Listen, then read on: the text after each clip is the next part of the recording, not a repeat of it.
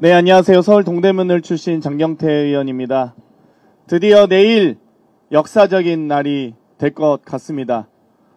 12월 3일 비상계엄 선포 이후에 탄핵소추안이 가결되기까지 11일이 걸렸습니다. 그리고 구속영장이 발부되고 체포까지는 한 달여 시간이 더 필요했습니다. 이와 유사한 사례가 있었습니다. 2022년 12월 페루의 페드로 대통령이 비상계엄을 선포하고 국회 해산을 선포하자 2시간 8분여 만에 탄핵소추안이 가결되고 탄핵소추안 가결되기 7분여 전에 현직 대통령으로서 체포되었습니다. 2022년 페루보다 2025년 대한민국의 현실은 더 나아야 할 것입니다. 우리 대한민국 헌정사는 어떠했습니까? 이승만 대통령은 비상계엄을 선포하고 국회의원을 헌병대로 끌고 갔던 사건이 있었습니다. 박정희 대통령은 국회를 해산했었고 전두환 대통령은 또한 국회를 해산하고 국보위를 설치했던 선례가 있었습니다. 우리가 9차 개헌 6공화국을 만들 때 큰 두 개의 업적은 대통령 직선제와 헌법 위반을 다룰 수 있는 헌법재판소의 설치였습니다. 이제 대한민국의 쿠데타를 역사적으로 법률적으로 헌법재판소가 단죄할 수 있는 절호의 기회이자 계기입니다. 더 이상 내일 안에 비상계엄의 면허증이 발부되어서는 안 됩니다. 아마도 새로운 역사, 새로운 대한민국을 건설하기 위한 헌법재판소 재판관들에 대한 국민적 열망과 기대는 지금이 가장 최고조에 이르고 있습니다. 역사적 심판에 앞서서 헌법재판관님들의 국민적 부름에 응해 주실 것을 간절하게 간곡하게 호소드립니다. 4월 4일 11시에 내란숙의 윤석열을 파면한다는 선고를 내려주실 것을 간곡하게 호소드립니다. 감사합니다. 안녕하십니까. 법제사법위원회 국회의원 김기표입니다. 반갑습니다. 윤석열 정부가 들어서서 가장 상징적인 사건이 저는 이태원 참사, 12구 참사였다고 생각합니다. 159명이 목숨을 잃은 큰 사고였습니다. 저는 그 사고를 대하는 이 정부, 윤석열 정부를 보면서 정말 공감하지 않는 정부, 아랑곳하지 않는 정부, 국민의 아픔에 대해서는 전혀 관심이 없는 정부라는 생각이 들었습니다. 그 수많은 이루 헤아릴 수도 없는 여러 가지 사건들은 그런 일관된 기조하에서 벌어진 일이었습니다.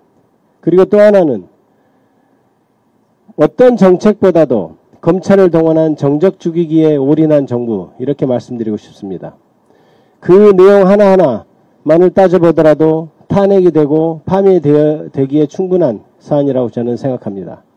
이번 내란 사태, 비상계엄을 선포한 행위는 그것의 종착점에 불과한 것이고 우연적인 사태가 결코 아닙니다.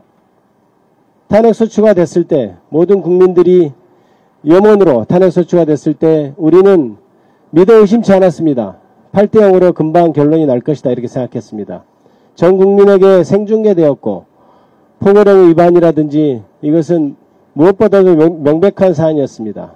중학생이 판결문을 쓴다 하더라도 금방 쓸 수 있을 것이다. 감히 누가 기각 판결문을 쓰겠느냐 이렇게 생각하고 낙관해왔습니다. 하지만 시간은 점점 길어지고 저들은 목숨을 건 저항을 하였습니다. 그런 상황에서 아마 국민들이 나서지 않았다면 정말 4월 18일이 넘어가고 어떤 사태가 벌어졌을지 알 수가 없습니다. 윤석열의 비상계엄 사태로 인해서 국격은 땅에 떨어졌고 경제 폭망했습니다. 이제 그것을 회복해야 할 때입니다. 우리 국민 여러분께서도 파면 결정이 날 때까지 긴장의 끈을 늦추지 마시고 함께 해주시기 바랍니다. 윤석열을 파면함을 위해서 그동안 무너졌던 국격을 세우고 이 나라 이민족이 새로운 시대로 다시 도약하는 계기가 되기를 바랍니다. 비천구인 윤석열을 즉각 파면하라! 감사합니다.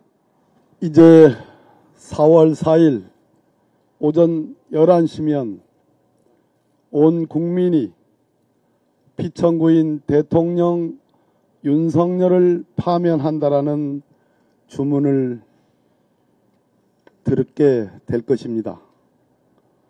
이재명 대표께서 두 차례에 걸쳐 우리 8분의 헌법재판관들의 노고와 고충을 강조했고, 또 8분의 재판관들의 업적과 역량을 강조했습니다.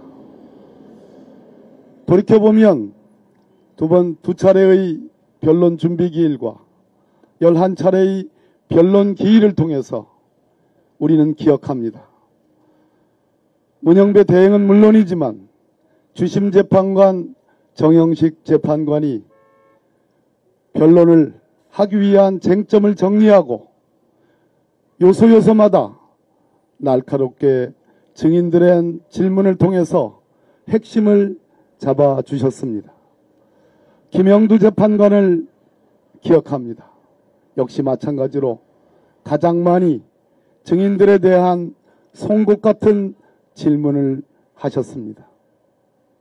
그렇게 해서 마쳐진 변론 종결이었습니다. 그런데 난데없이 윤석열이 구속, 취소, 석방되었습니다. 재판은 선고되지 않고 지연됐습니다. 그러다가 윤석열 측과 국민의힘에 의해서 있지도 않은 5대3 교착상태 구조라는 말이 나왔습니다. 윤석열 측에서 가장 유리한 구조라고 주장한 것이 5대3입니다. 탄핵 찬성 5, 반대 3일 뿐입니다. 그러나 그것은 허구였습니다. 헌법재판소는 그 5대3의 교착상태 구조라는 허구의 구조가 고착화돼서 파면선고를 하는데 거대한 저항이 있을 것을 우려했다고 생각합니다. 그래서 바로 4월 4일 오전 11시 선고를 잡았다고 생각합니다. 8분의 헌법재판관께 정말로 간청드립니다. 6대2 파면선고에서 7대1 파면선고에서 8대0 재판관 전원일치의 파면선고로 나아가 주십시오. 저희들 모두는, 국민들은 윤석열, 피청구인 대통령 윤석열을 8대0 헌법재판관 전원일치로 파면할 것을 기대하고 예상합니다. 국민이 분열되어 있습니다.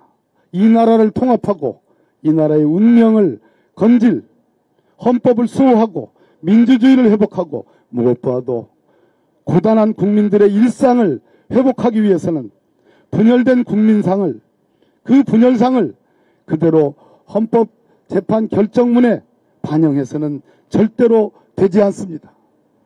다소 이견이 있더라도, 절차상에, 내용상에 다소 이견이 있더라도 8분 재판관 모두의 전원일치로 윤석열 대통령에 대한 파면 결정을 해주시는 것만이 우리 국민들을 통합하고 새로운 미래로, 새로운 일상으로 나아갈 수 있는 접경입니다.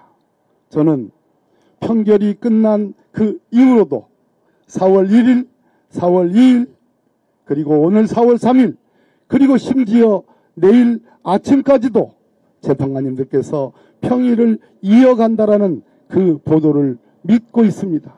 그 보도를 주목하고 있습니다. 다소의 이견이 있다 하더라도 8대0 윤석열 대통령에 대한 파면 선고만이 이 나라를 건지는 유일한 길임을 호소드립니다. 마지막으로 구호 제창하겠습니다.